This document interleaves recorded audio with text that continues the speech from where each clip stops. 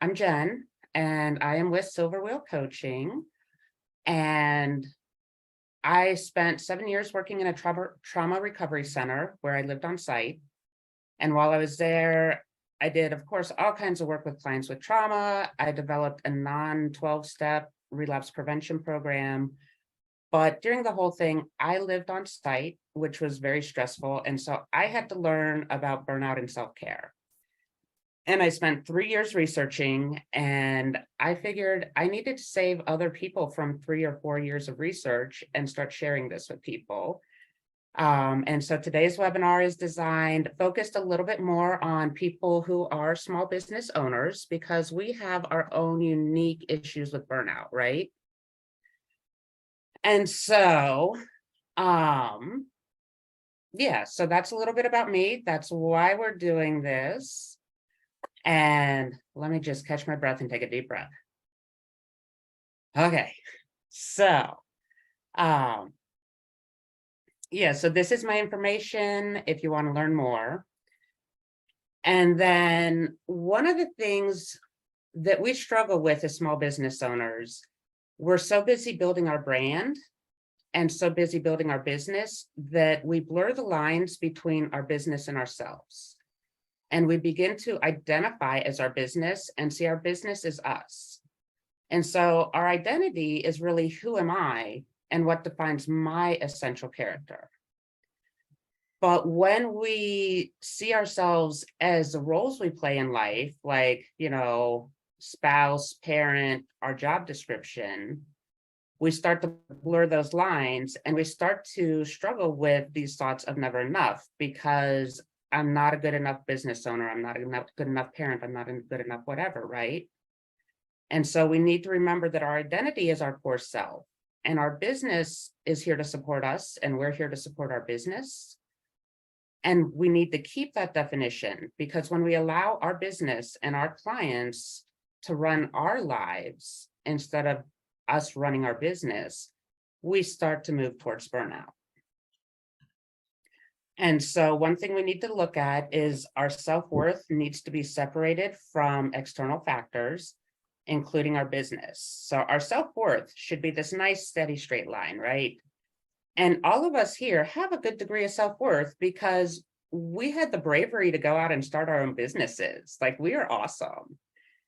And we need to remember that anything that happens in our business, our personal life, these up and downs, these are separate from us.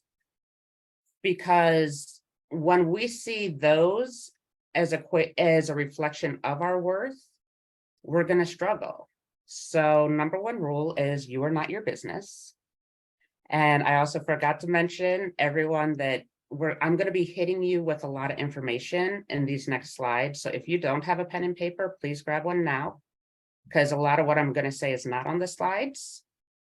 And so also remember to just breathe, because again, there's going to be a lot of information here.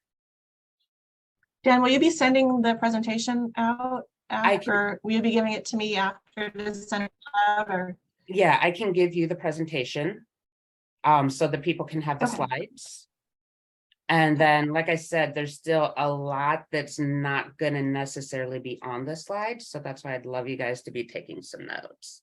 And also, please, if you have any questions, I know that Michelle is going to be watching the chat for me. Please drop questions in the chat, or just take yourself off mute and say, hey, Jen, slow down. I don't understand this. Or can you go a little bit more in depth?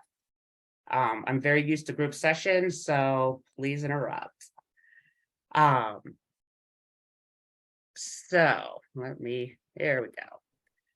So first we need to look at what's the difference between stress and burnout, because for me, using the right term is important, because if we say we're burnt out when we're actually stressed, we're actually going to lead more towards burnout, because our brain is going to believe we're burnt out. So stress, if we boil it down, is too much to do. We're in overdrive. So our emotions are heightened. We have this constant pressure, I have to do, and a lot of anxiety. Stress causes physical damage to the body. Burnout is the opposite. It's not enough. So burnout, we still feel like we have too much to do, but we start to disengage. Our emotions become blunted. And this is where we start to feel hopeless and we lose our inspiration. We start to lose our faith in our business and what we're doing. And so there's a big difference there. Does that make sense to everyone so far? Mhm. Okay. So we're going to look at the different types of things that can lead to burnout. And so we have work-related causes, feeling like you have little or no control over your work. That's kind of what I talked about in the beginning, where when we're letting our clients and our business run our lives, and especially if we're so desperate to accommodate our clients' needs, that we are building this crazy schedule and not allowing time for us, we start to lose control over our work and our lives. And so we're going to get to schedule setting, a very different way of schedule setting at the end of this. One of the things that happens when we're a small business owner is we don't have a boss giving us promotions or saying, hey, great job. So we need to actually acknowledge ourselves because we don't always have that recognition for the work that we're doing. And so we need to take that pause and say, hey, wow, look at what I accomplished today. Look at what's going on, like how well I've been doing. And unclear or overly demanding job expectations, that usually goes for people who are employees. But as a small business owner, we can do that to ourselves. First time I started a small business was in high school with my mom. And my mom warned me that when you're self-employed, your boss is the biggest jerk you're ever going to work for. So we need to take time, take a breath and say, okay, what do I actually need to accomplish? What do I actually need to get done? And am I being too perfectionist here? Am I being overly demanding of myself, right? Doing work that's monotonous or challenging. We all started a small business because we're doing something we really enjoy doing. But running a small business means we're doing a lot of work that if we were working for someone else would be dealing with IT, things like I dealt with this morning, right? Someone else would be doing the bookkeeping. Like I personally hate bookkeeping.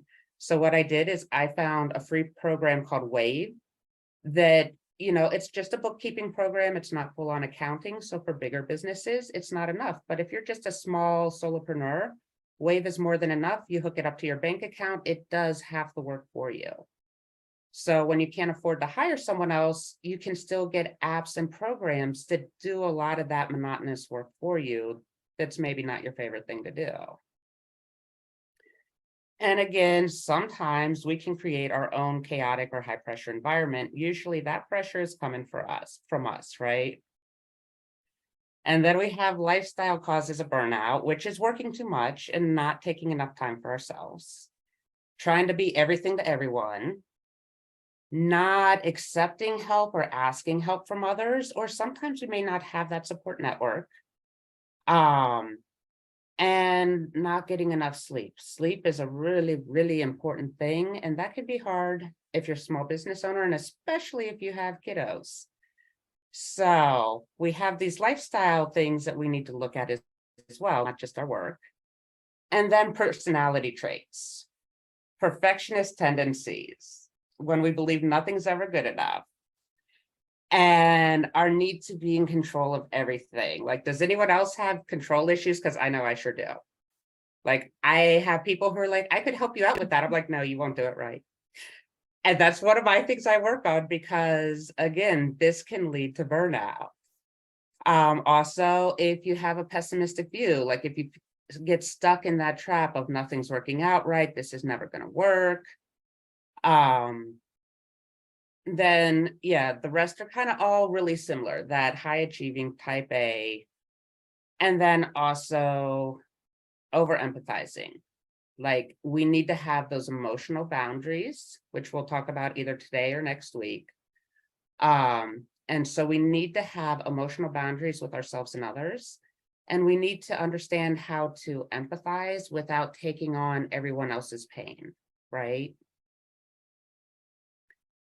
And then for those of us in the helping professions, we have amplifying factors. And these are all kind of straightforward for most of us. Like, clients have a problem that can't be solved. Clients may not have the skills or resources to meet their goals. Like when you have a client who really wants to do the work, but maybe they have no money to do the work, or they're not willing to set aside the time to do the work. And other times, like, there's so many reasons why a client might not have the resources, or they might have an unsolvable problem that has to be fixed. Our inability to say no, boundaries is going to be such a big thing we talk about because it's so important. And elusive measures of success, because, in some fields, like if you're a plumber or a dog washer, right? Dog groomer, what success looks like for that each individual client. But then, for coaching, what does success actually look like? Like they've really improved, but they're not where they want to be. Is that success? And so we need to kind of help redefine that. And a lot of that is working with our clients for them to define what success is for them, right? Do we have any questions so far? Okay.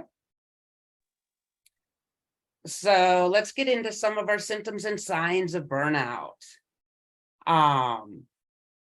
So physical symptoms: feeling tired and drained when you wake up just exhausted, and you're just exhausted all day. When we start getting sick more often, if we have constant aches and pains that weren't there before, that's not just related to getting a little bit older. And then changes in appetite and sleep habits. And burnout can be like, I'm exhausted, but then when I lay down, I can't actually go to sleep. And if you notice any significant difference in your appetite, like some of us, when we start burning out, we start consuming everything in sight. Some of us stop eating.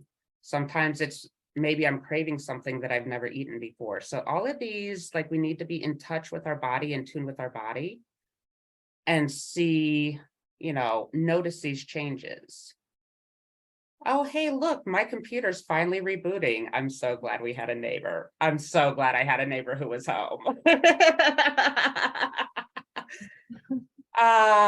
So let's look at some emotional signs and symptoms. When we have a sense of failure, when we have this innate sense of failure, like nothing we do is good enough. And we're trapped in self-doubt of like, yeah, I know my client says that they're doing better, but are they really, or am I, so many things. Feeling helpless, trapped, defeated. And when we start feeling detached, even though, and I dealt with this before when I worked at the, trauma center, because I lived on site. I was surrounded by people. And yet I felt like no one could understand me. I couldn't talk to anyone. No one would understand what I was going through, which is really funny as a coach when I'm telling clients that, yeah, your issues, you are not, you are not terminally unique. And yet suddenly I found myself feeling terminally unique in not being able to talk to anyone. When you wake up in the morning and you don't care anymore. And it starts to affect our worldview. And we start seeing all the negative in the world. We stop seeing the good things going on, and we're just focusing on all the bad stuff. And then we have behavioral signs, which is isolation, withdrawing from others, as well as your own responsibilities. And this could be like, I know I have this big deadline and I just don't care. I'm not doing it. Procrastination. I'm a procrastinator, but when we are abnormally procrastinating and getting towards that point of, you know what, I don't care if I finish it or not. When we start using food, drugs, and alcohol to cope. Like I said, when we're like looking at our eating patterns, if all of a sudden, like, we're going through a can of brownies every 2 days, that's not a great behavioral sign. That means our brain, our body is telling us we need help. And when we start getting snappy, taking frustrations out on others, maybe we're getting short with our clients, maybe, we're getting short with our family. And then again, just blowing off work, which when we're the only one working, it kind of is pretty detrimental when we're like, yeah, no, I'm not going to do it today. So anyone feel like this about now? I know I do the first few times I read through all that. Yeah, So can I ask a question real quick? Absolutely. Yeah, I'm like, so is this like over a period of time that you need to be worried about? Or is this like I'm showing, I feel like this maybe today and this is, like, where is it where you have to start worrying about it? So burnout is something that takes time to build. And so if this is just like one day out of the blue, you need a mental health day, we're going to talk about like, yes, take time off when you're sick, take a day for yourself when you need it. Like a lot of times we can rearrange client schedules. We can do what we need to if it's just one day that you're feeling just overwhelmed. Now, burnout, like I said, it takes a long time to build up. And so sometimes we really don't notice it until the symptoms get, until we have multiple symptoms happening and we're like, oh dear, this is not good. So does that kind of answer that? Do you want me to go a little deeper? Yeah, no, I think that makes sense. Okay. Yeah, it's just funny because if you look at some of those, it's like, okay, yeah, I guess that's me sometimes, but if And, it's and like a perfect example of how, because we need to look at everything in context. So a couple weeks ago, I was at the store and I was getting ready for a big neighborhood block party. And all of a sudden, like my brain is trying to impulse all these comfort foods from childhood. And I was like, what's going on? And I was like, oh, because, my mom died 10 years ago and July 5th is her birthday. And so that was my 10th birthday without her. And I was like, that's why I want ice cream sandwiches. That's why I want all the chocolate. That's why I want macaroni and cheese in the middle of summertime. Okay, like this is completely separate from all these other things going on. that makes sense. You could make sense of it. Yeah. Yeah. And Mhm. so look at everything going on. Like, is this something that's been building? Or is this because, there's an anniversary coming up? Is it because, something big just happened in my life? Um, is it because I'm working with a client who's going through some issues that are triggering my past traumas that, I've dealt with, but, they still come up? So we have a lot of different things that can be going on. So if it's just suddenly out of the blue, probably not burnout. If it's a building habit, probably burnout. Mhm. So next, I want to look at some things that we have that actually help protect us. And so we have protective factors in our life. And that's my dad and my dog giving each other goo eyes. It's one of my favorite pictures of the two of them. So our protective factors, because we look at all these like things that can lead to burnout. Now, none of those things necessarily guarantee lead to burnout. Because if we're taking care of ourselves, if we're practicing skills, and if we have these protective factors, we can have all of those other factors happening and not burn out. Like it is not a guarantee. It does not have to happen. And so our protective factors, having healthy connections, having people, and one of the things we'll talk about a little bit more with healthy connections, I saw Pearl chatting with you while I was like trying desperately to get logged in. And when I worked at the trauma center, like we had supervision all the time, right? We'd have staff meetings where we sat down and we'd talk about what was going on with clients, but we also talked about our struggles. And so when I found Pearl, I found my supervisor and we kind of act as each other's supervisor. We talk through what's going on for us in our, personal lives and work lives and go, okay, like this is something I'm looking at. What do you think? And so having someone in your field, whatever your field is, and say, hey, like I'm hitting this brick wall here with a client, like I'm hitting this brick wall with something. And another great resource is in Colorado, we have a small business development group. And they were a huge resource for me getting started. Like they were a huge support system of helping me go, okay, this is how I get my ducks in a row. And this is, where I need to look. And so speaking to other small business owners, when you're going, how can I do advertising? Like I talked to another one of my neighbors about like, you have a booming business, like what's going on for you? Like, how did you do this? So that we can get new ideas, whether it's a completely different business, or if it's the same business, having healthy business connections, as well as having a social support that's separate from business. Because remember, you are not your business. And we have this tendency when we're out socializing to just talk about work and what we do, and we need to be able to turn that off. So having those healthy connections, healthy support systems, absolutely essential. But it really protects us a lot from burnout because we can smile, we can laugh, we can play, we can get new ideas. Healthy coping skills, of course.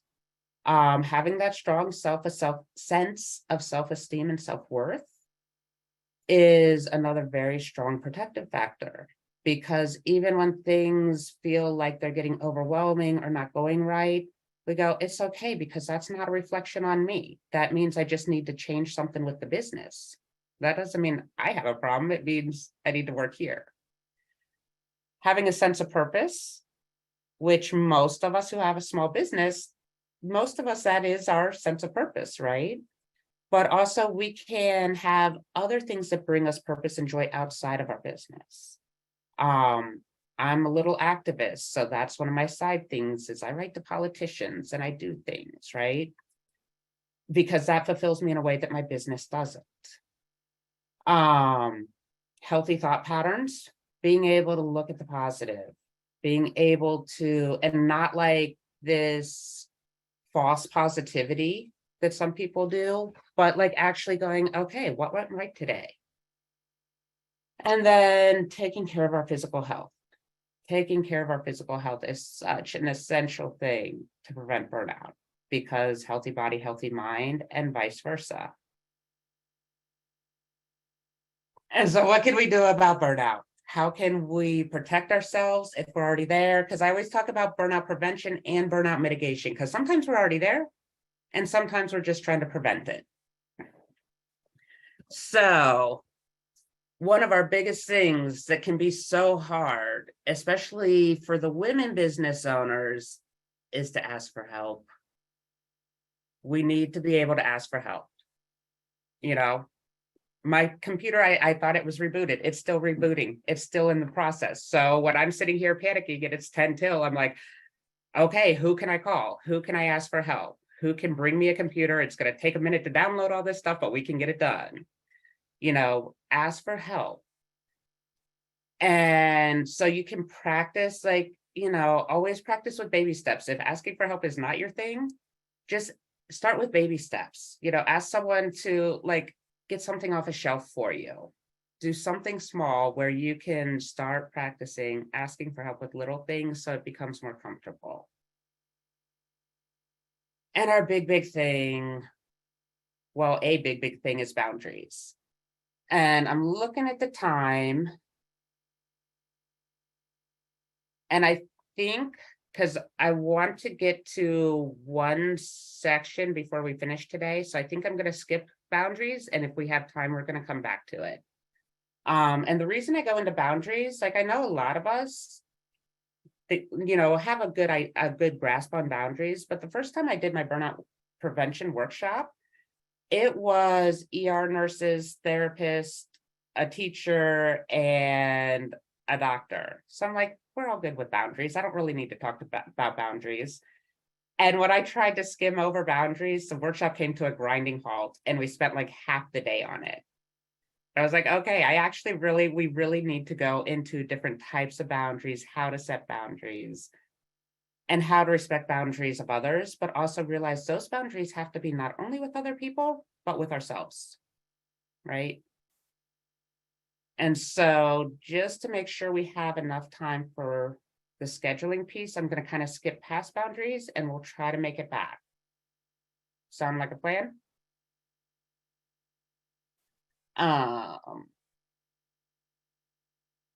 So does anyone know what this number is? Anyone who doesn't know me and I haven't already told you? And you can drop it in the chat if you think you know what this number means.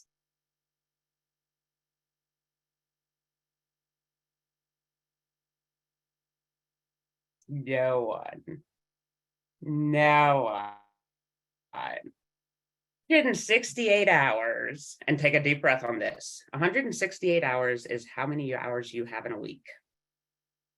Except for time change weeks that happen twice a year, you have 168 hours, no more, no less. And so one of the big things for burnout mitigation that I've started teaching is we need to learn how to schedule our lives differently. Because when we look at 168 hours, the first thing we need to do is deduct out sleep. And so what we're going to do with this, the next slide, I'm going to show you, I kind of started writing in some of my numbers, but it's more to give you an idea of how to build this for yourself. And I've worked with several people on this who, have a business and kids, and they really, really laugh very hard when I tell them they need to deduct out 56 hours for sleep, because that's 8 hours a night, but we need sleep. Our bodies, our brains, we need sleep. And so even though kids are going to be interrupting that sleep, even though it sounds like a joke if you have little ones, we start right off the bat by taking out 56 hours for sleep. And I'm going to move this little box on my screen. Here we go. So for me, and this is just my schedule, right? Your needs are going to be different, but I put in some really specific things so that you can see. And when you start working on this, this can be anxiety provoking. The first time I did this, I was having like a little meltdown. I'm like, I don't have time to work. Like, I give up. I need to be retired and independently wealthy. So bring in a lot of self-compassion when you work on this, bring in a lot of deep breathing, because we don't realize what eats up our time, right? And so for me, 56 hours for sleep. And then I have 2 elderly animals who have their own issues. And so they need meds. They get fed 3 times a day. They get meds like 4 or 5 times a day. So for me, that's 7 hours a week, roughly, give or take.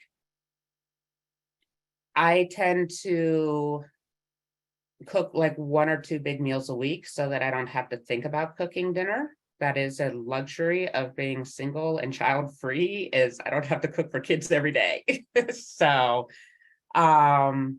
meal prep and cooking for me is about 6 hours a week. And that includes making your breakfast, making your lunch, making your dinner. Because even if you have a meal made, you still have to put it together, right? And then eating. And so for me, breakfast and dinner, I do not do in the office. Every once in a while, depending on the day, lunch might be in the office. Sometimes lunch is a smoothie that sits beside the computer for 3 hours while I'm working. I have a vegetable garden and a pretty good sized yard. So in the summertime, that's a good 14 hours a week, sometimes more. In the wintertime, some of that time goes to shoveling snow. And so this is an important part too, is this schedule has to change seasonally, because things change seasonally, especially if you have kids and they have different activities, things like that. If your business is more seasonal, we'll get over to the business side in a minute. Walking the dog, my PT and exercise, my dog needs to go into laser treatments, every so often. Cleaning up after them. And then we need to include things like how much time do I need, for personal hygiene. I personally don't wear makeup, so that cuts out a lot of time for me. It's awesome. But how much time do you need every day, and add that up over the week. Body work, I see a chiropractor, like if you do massage, if you see a chiropractor, whatever. How much time you need for that? Grocery shopping and errands, cleaning the house, and a lot of times we kind of combine some of these things at the same time, right? But really getting down to the nitty-gritty of what do I spend my time on? And these bottom three on the list, they are not the least important. They are three of the essential pieces that need to be on everyone's list. And that is family time, social time, and me time. And me time is just for you. And that one can be tricky depending on how your family looks. Having that time that is just you, no kids, no partners, no parents, no one, just you doing what you like to do. Any questions so far? Pretty straightforward, right? It's really interesting. So what we do is we add up this whole thing here. We add up all these hours and we subtract that from 168. And that's how much time you have for your business. And that's where it usually like the anxiety starts to kick in. And so look at your business needs. Like, how much money do I need to make? And so what does that equal when it comes to direct time with clients? How much time do I need to be spending directly with clients, no matter what your business is? How much time? And then from there, we look at how much time does that leave me for marketing, networking, administration work, accounting, because everyone loves book work, right? And then any other management stuff you need to do for your business and any legal stuff you needed to do. That's one thing I love about Alternative Balance. I love some of the legal forms you guys have on the website. So awesome. And that's where we come up with our schedule. Now, the other important thing with this is you are not trying to fill in 168 hours a week either. Like, we need lots of me time there. We need time because guess what? Life happens. Life happens. My computer is now saying it's 30% there. Life happens.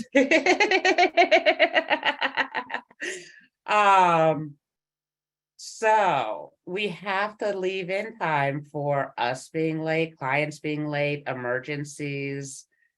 We have to leave room for other people's emergencies. When I took the dog to the vet the other day, her appointment had disappeared from their calendar. And so I just took a deep breath because I had to sit there for 2 hours instead of a half hour. And I was like, this is why I don't schedule anything directly after that, because sometimes stuff happens. And so you know what you need to think about too, like if you were to look at this and then you put how these things make you feel, whether it's like a drain or you feel good, if it charges you kind of thing, that's interesting too, to because I'm thinking about my life, and I have a friend that takes a lot of my time to help her and like talk to her, and so it's like that's neither me time or social time really, and so it's interesting to kind of like see a kind of like a broad view of your life like that. Yeah. And that's where we talk in boundaries, and especially like in individual sessions, we really get into that of like starting to go like, okay, like I'm working with someone right now who has that issue with like a super high maintenance friend. And I'm like, so how can you have this conversation with her? How can you start setting boundaries with yourself and with her? Because especially if you're drained afterwards, and if you're, sometimes we're playing therapist to that friend, that's not a healthy friendship, but that's another story. We talk about that in codependency. And so looking at sending those boundaries, not only with other people, but with ourselves, going, I know I care about this person. I know I want them to feel supported, but I don't have the energy to dedicate more than this amount of time. And I'm not going to answer the phone every time they call. Mm-hmm. Does that kind of make sense with that one? Mm-hmm. Because it's absolutely important. That's why we talked earlier about like some of the monotonous work and these things that, leave us feeling drained, because I personally hate washing dishes. Even though I have a dishwasher, it is still like, I hate it. I hate it with all my passion. I don't know why. And so that's something that I'm like, okay, after I finish the dishes, I'm going to go do something fun. I'm going to go play in the garden. I'm going to do something that brings my energy back up. So thank you for bringing that up, Michelle. Mhm. Because Yeah, no. I meant to, but my brain's still going, oh my God, I started late. Oh, Um, no. We're past that, Jen. I know. Um, and so we're also going to look at a couple other things as we build our schedule.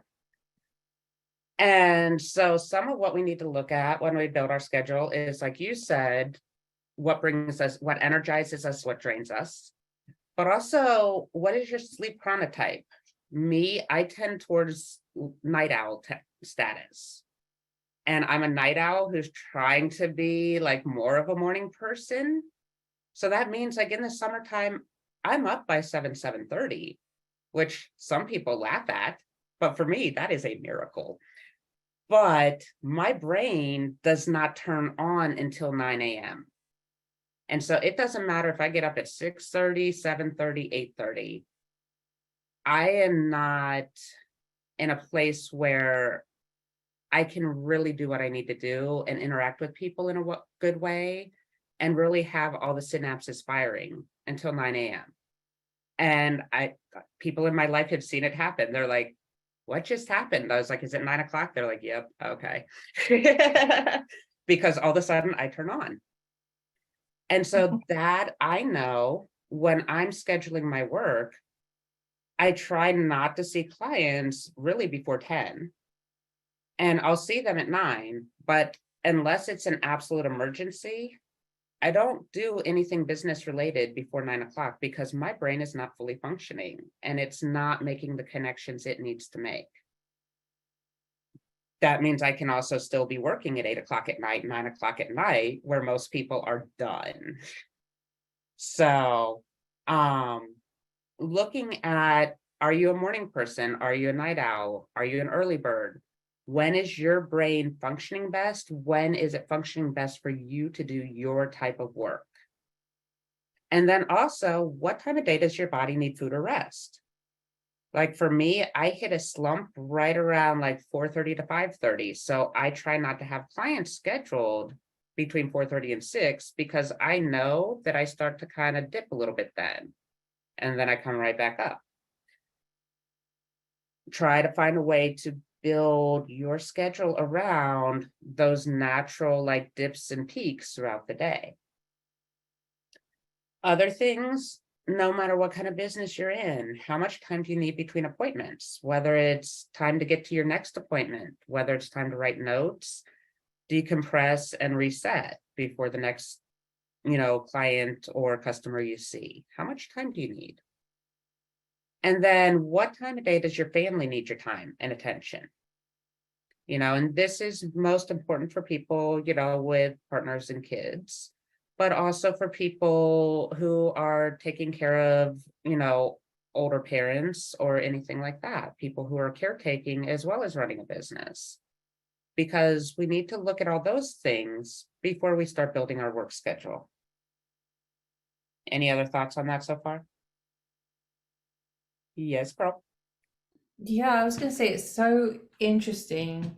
And when you ask those questions, it's really making me think about like I'm trying some new stuff to help with migraine. So I'm taking some my what I'm eating, what I'm taking is changing, and my migraines are affected by that. And so it's like a lot of these questions are changing at the moment because I'm kind of going through a transition period of it's a bit like taking new medication. Suddenly that has a shift. So it's like when you're saying this, a lot of it's making sense, but the questions are, yeah, I'm going through a transition period. So I can really see that with asking those questions that like I feel like I'm really tired, but what I'm eating, what I'm taking is kind of meant to help you sleep better. So it's kind of like, it's not that I'm more tired, it's that my body's going into more of a sleep mode. So I have to accept that and hope that sort of in a couple of days, or in a couple of weeks, Right. that all benefits me. So I'm kind of, I feel better. But I think that's the thing when you change medication or you you know, you're going through hormonal changes or anything like that, yeah, kind of all those things change as well. So it's interesting when you're asking that question and making me think about it differently. And that's a great point because, you know, especially women, we have hormonal changes regularly. How do we work with that? You know, and as far as migraines, this kind of goes back to your question earlier, Michelle, about like, how do we know if it's like a one-day thing or if it's burnout? Because for me, before I got my daith piercing, which really took care of a lot of migraines, I always knew I was getting a migraine when suddenly, like, I did not have a full switch and I was just eating constantly because my body knew it was about to not eat for the next 3 days. You know, so that was one of my migraine trigger warnings. And so, yeah, we have to take all of that into account as we're looking at all that. So, and remember that all of this has to be fluid because rigidity is one of the other big things that leads to burnout. When we go, I don't care what my body is doing, this is my schedule. Like, this is how I have to eat. This is how I have to do everything. Because, yeah, I mean, my sleep schedule changes just between summer and winter because of when the sun rises, right? And so, especially when you're going through hormonal changes and you're dealing with all these other things, yeah. And so ask yourself these questions and then see what other questions pop up, like, because these are just generic questions. And for you, you have to find out what questions you need to look at based on your life, your work, your needs. So this is just a super generic template. Thank you, Pearl. Anyone else? Okay. So this is just an example schedule. I only did a part day because it wouldn't fit on one slide. So, but just to kind of give you an idea of how we integrate everything we've been looking at. So for me, like I said, my brain doesn't turn on until 9 a.m. And so one of my boundaries is I don't do work calls, work emails, anything like that until after 9. So I have my morning routine, I set intentions, I feed me, I feed the animals. I will look at the day's agenda. And, you know, if I have any text messages, like this morning, I had a text from a client's mom at 8:30. And I was like, I cannot deal with thinking about this right now. So I just texted her. I'm like, I'll call you at 9. And because 9 is my magic hour. And so, yeah, for me, for this day that I used, you know, at 9, I took the phone off, do not disturb. And because sometimes it depends on our lifestyle. Sometimes we need to have do not disturb, sometimes we need silent. But even on do not disturb, we usually have someone in our life who needs to be able to get through and call us during those times. So that doesn't mean you're not taking any calls, anything. It just means try to keep your personal time and work time as separate as possible. And we'll get a lot more into that next week too, of different ways to do that.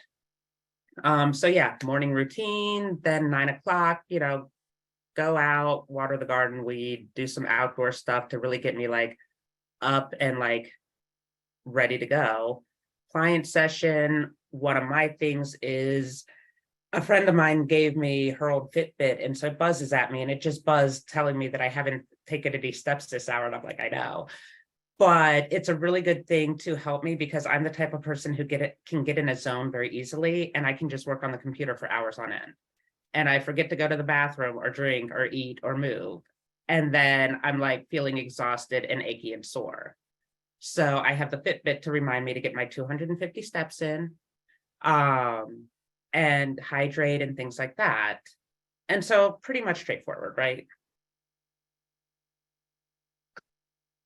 And how are we doing on, does anyone have any questions, anything like that so far? Whoops.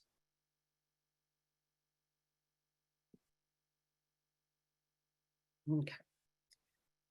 Do we want to go back and do boundaries real quick if there's no questions? Okay. Okay.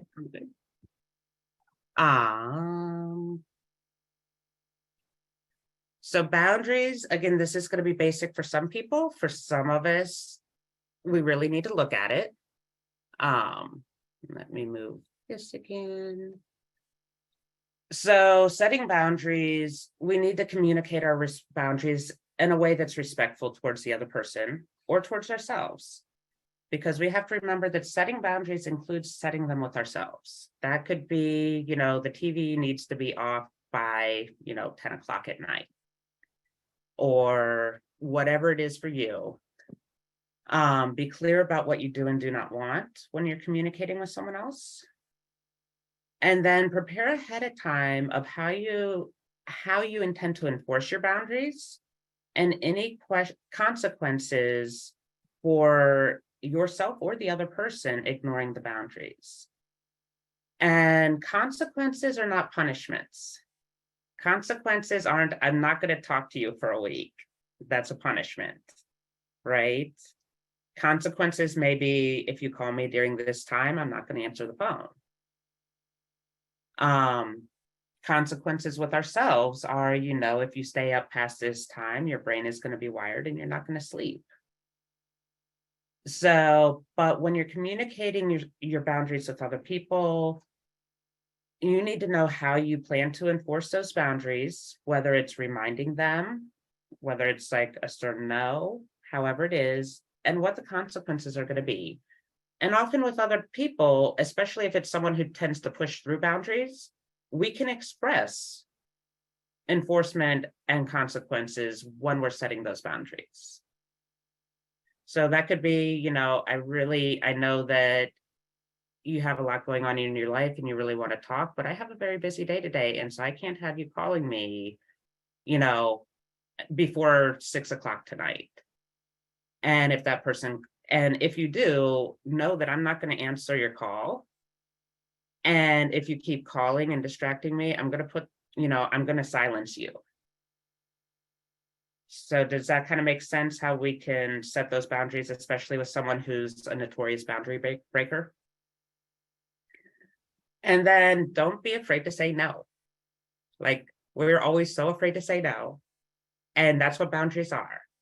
And we have to remember that yes and no don't mean I like you or I don't like you.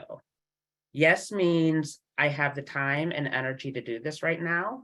And no means this is not something I can do right now. It's not anything else. And no does not mean forever no. And more importantly, for everyone, yes does not mean forever yes. Just because I give you a ride to the store today doesn't mean I am your forever ride to the store, right? So boundaries are super important. And then we look at different types of boundaries. And these I tried to do a little bit more towards business boundaries, right? So physical boundaries could be, family can't come into the office during work hours. No hugging without permission with clients or with anyone else. Not before entering my workspace if you do need to come in. Time boundaries are a big, big one for burnout. These are, I think, for burnout, one of our biggest boundaries, these and emotional. For me, it's no work calls, texts, or emails outside of work hours. And of course, we have to be flexible. Sometimes things just happen. And so sometimes we're going to do that. Sometimes we're going to take those calls. Sometimes we need to. But have set times where there's no work calls or emails. And those hours are not just while you're sleeping, I promise you. And then also time boundaries are, taking breaks. These are boundaries with yourself. Take breaks. Take time to actually eat. Take time to get outside, listen to the birds sing, and get a little sunshine throughout your workday. We also have intellectual boundaries, which can be very interesting. Intellectual boundaries cannot, not tell others how to think or feel. Not allowing others to tell us how to think or feel. But it's also things with a business, like how much information are you willing to just give away for free? Because that's one of my big things. Like, people call and I just start talking, and like next thing you know, we've done a 3-hour session and I'm not charging them. And I'm like, oh yeah, that's not good business. that does not pay the bills. So things like that, pay attention to. Professional boundaries, keep client confidentiality where that's a thing. That's not going to be a thing for everyone, but where confidentiality is a thing, keep confidentiality, but still not gossiping about clients, no matter what your profession is. Not accepting gifts that could impact the professional relationship you have. And that can be kind of, because that can blur lines, right? And, whatever professional, and again, these are just examples. So whatever works for you and your business, like what boundaries do you need to keep your professional life professional? Emotional boundaries. There are people out there who use their clients to fulfill their emotional needs. That's super unhealthy. But emotional boundaries can also be not tolerating mistreatment from clients, not accepting, sometimes clients have a bad day. And I have a joke, I play with a lot of my clients and, I always laugh because about once a week, someone's like, oh, I hate you so much right now. And I'm like, I know, but you'll love me tomorrow, right? Because we're pushing, as a coach, I'm pushing them. I'm having them look at things that are difficult. And so that I don't take personally, but I'm also not going to tolerate a client who's verbally abusive. And in group sessions, if someone says something that I don't tolerate, if there's any kind of abuse towards others, whether that's, misogyny, homophobia, racism, whatever, any of that, you're out. So having those emotional boundaries to protect yourself, but also as a coach, especially in group sessions, protecting your other clients, super important. So does anyone else have any other types of boundaries or any examples of boundaries that they've struggled with or are trying to work with?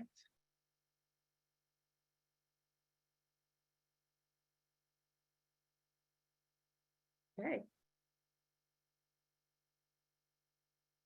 So I know I went a little bit fast, but we got it done. It's 12:02. So, yeah. So, let me just jump to the You very did have end. somebody say boundaries with young children. Boundaries with young children is fun. And that, so is that something that you're working on setting, Sandy? Or is that something you're looking to figure out how to do? Yeah. Enforcing. And so enforcing boundaries with kids, I mean, that one is kind of a case-by-case situation of, especially you have to look at what their age is, of course, your parenting style, and how to, okay. They tend to blow past all the boundaries regardless. And so that one, we would do a little bit of one-on-one work on starting to learn how to set boundaries because it can be done. It just takes time and work, especially if they're already in the habit of blowing past those boundaries. It can take a little bit of time and effort, and there's some discomfort for everyone in the meantime. But of course, with kiddos, we're a lot more gentle about setting boundaries than with, other people in our lives. And so I kind of, with that one, with some of my clients in the past, we use, love and logic style methods of starting to set those boundaries and learning that breaking boundaries have consequences. And again, trying for consequences rather than punishment. We try for that. And I don't know if that really answers your question.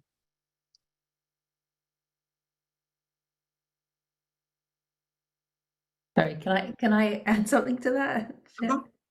Okay, it just made me think of my nieces and nephews, and with my sisters and their kids, and when I was, when I take the kids out and everything like that, I was always very strict. I'm actually a strict auntie, not the easy auntie. Whereas my sister would always say, "Oh, this is going to happen if you do this," and then she would never ever enforce anything. She would never do anything. So and my nephew used to call me one time when I said, "No, you can't do this, and if you do this, this is going to happen," and it did. And after that, he always used to say, "Well, you're a woman of your word." I think he was about 6 when he said that, and I think for me that when I took them out and everything like that, I was very strict with them because they weren't my kids. And I didn't, I wanted to make sure that they weren't going to run across, they weren't going to do anything. Yeah. So, I found that if I would say this is what's going to happen, and then they knew that I was a woman of my word. And that is another thing with the kiddos, is letting them know the consequences ahead of time, and also the why, because that's another thing that, sometimes we don't tell kids why this is a boundary. And kids are a lot smarter than we give them credit for. They understand a lot more. And if you say, don't do that, they're going, why? If you say, don't do this because blah, blah, blah, don't run in the street because I don't want you to get hurt. Well, they're like, well, there's no cars. I'm like, but the cars on this street drive really, really fast and they zoom out of nowhere. And so I need you to be careful because I don't want you to get hurt.